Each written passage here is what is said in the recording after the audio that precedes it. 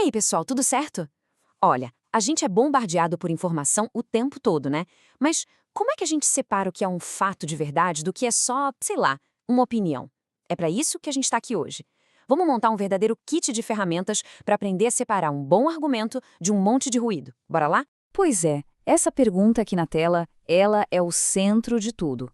O que é que diferencia um simples palpite de uma prova de verdade, uma opinião jogada ao vento de uma conclusão que, sabe, que se sustenta?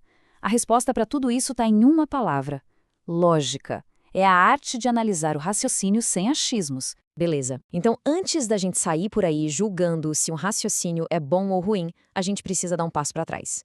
Primeiro, a gente tem que saber o que é um argumento. Parece óbvio, né? Mas não é. Um argumento tem uma estrutura, uma anatomia bem específica. Pensa nele como o tijolo fundamental de qualquer tentativa de provar alguma coisa. Ok, então vamos pegar a nossa primeira ferramenta desse kit. É a matéria-prima da lógica.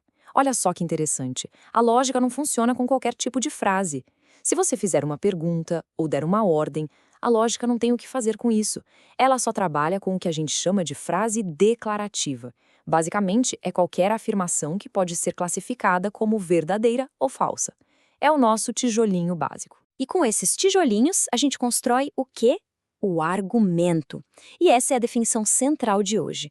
Um argumento nada mais é do que um conjunto de premissas, pensa nelas como as razões, as evidências, que são usadas numa tentativa de provar uma conclusão. E eu quero que você preste muita atenção nessa palavra, tentativa. Porque, nem todo argumento acerta o alvo. E é aí que a lógica entra como uma super ferramenta para nos ajudar a ver quais tentativas realmente funcionam. Mas e na vida real? Como a gente acha um argumento no meio de um texto ou de uma conversa? É mais fácil do que parece. Pensar nessas palavrinhas aqui como placas de trânsito do raciocínio. Se você lê ou ouve um porquê, dado que, pois, opa, alerta, provavelmente está vindo uma premissa por aí. Agora, se você vê um logo, portanto, por isso, pode apostar que a conclusão está chegando. Mas cuidado com uma pegadinha muito comum. Nem tudo que parece um argumento é um argumento. Às vezes, é só uma explicação. A diferença está na intenção. Um argumento tenta provar que algo é verdade para alguém que talvez duvide. Já a explicação pega algo que a gente já aceita como verdade e só mostra por que é verdade. Argumentar é convencer. Explicar é esclarecer. Para facilitar a nossa vida na hora de analisar um argumento, a gente usa uma técnica que é tipo dar uma geral, uma organizada na bagunça. A gente chama de expressão canônica. É super simples. Você pega o argumento, identifica as premissas e a conclusão. Aí você lista as premissas, uma em cada linha, escreve logo e, por último, coloca a conclusão. Pronto. Toda a enrolação do texto original some e o esqueleto do raciocínio fica ali, limpinho, cristalino para a gente analisar. Certo. A gente já sabe encontrar um argumento e até arrumar a casa, deixando ele bonitinho no formato padrão. Mas agora vem a parte mais importante, né? Como a gente sabe se esse argumento bom, se ele funciona?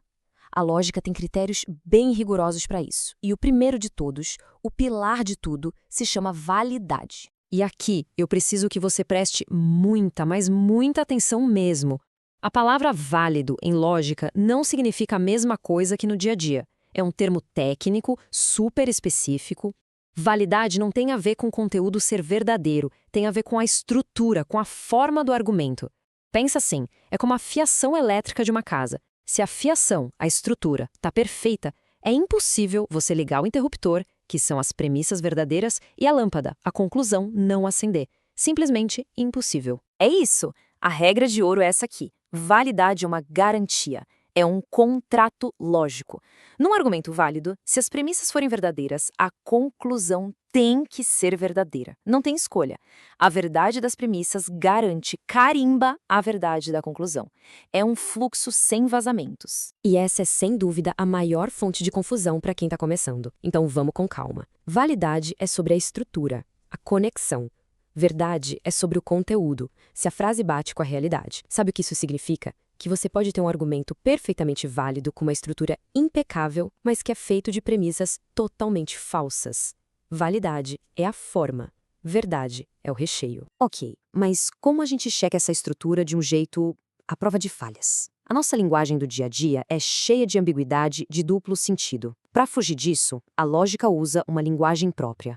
uma linguagem formal, cheia de símbolos. Pensa nisso como se fosse um raio-x do argumento.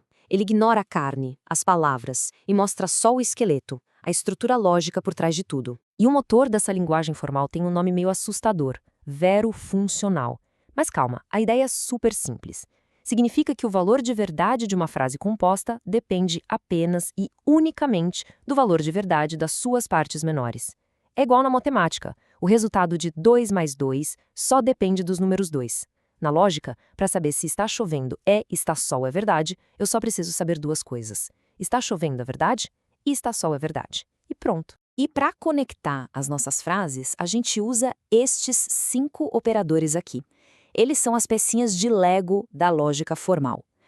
Cada símbolo desse conecta frases de um jeito super preciso, sem nenhuma ambiguidade.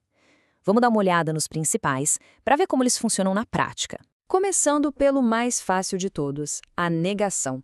Esse símbolo aqui, o não, a função dele é uma só, inverter o valor de verdade de uma frase. Se a frase "o céu é verde" é falsa, então a frase "o céu não é verde" é verdadeira. Simples assim. É um interruptor de verdade falso. E a tabela de verdade da negação é a coisa mais simples do mundo. Olha aí. Se P for verdadeiro, não P é falso. Se P for falso, não P é verdadeiro. É um espelho, uma inversão perfeita. Agora vamos para um que pode parecer meio esquisito no começo. A condicional. O famoso se então. Para entender a regra dele, o melhor jeito é pensar numa promessa. Imagina que eu te digo, se chover amanhã, então eu te pago um café. Agora pensa comigo, qual é a única situação em que eu quebrei minha promessa? Só tem uma. Se chover, a primeira parte é verdadeira, e eu não te pagar o café, a segunda parte é falsa. Olha aí na tabela, é a única linha que dá falso. Em todos os outros casos, a minha promessa se mantém. Se não choveu, por exemplo, eu não quebrei promessa nenhuma, então a condicional é considerada verdadeira. É contra-intuitivo, mas é assim que funciona. Beleza. Essas tabelas de verdade são muito boas para a gente entender os operadores. Mas, já imaginou fazer uma tabela para um argumento com 5, 6, 7 frases diferentes? Ia dar uma tabela com 32, 64, 128 linhas. Ia ser um caos. Por isso, existe um método muito mais poderoso e, na verdade, mais elegante, as derivações. Pensa numa derivação como se fosse um jogo de quebra-cabeça. Você começa com as peças que você tem, que são as premissas, e aí você usa regras de inferência, que são movimentos que você sabe que são 100% válidos, para chegar passo a passo até a conclusão. Essas duas aqui são as mais famosas. O modus ponens é o mais óbvio. Se A leva a B e você tem A, então você tem B.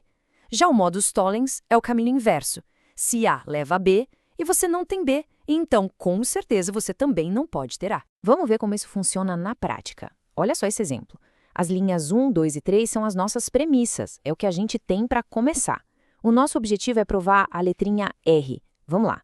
Passo 4. A gente olha para a linha 1, que diz P, e para a linha 2, que diz se não Q, então não P. Usando a regra do modus tollens, a gente conclui que. Chegamos no Q. Agora é o passo 5. A gente pega esse Q que a gente acabou de achar e a premissa 3. Mesma regra. A gente deduz R. E pronto, a gente saiu das premissas e chegou na conclusão usando só passos válidos. Provamos.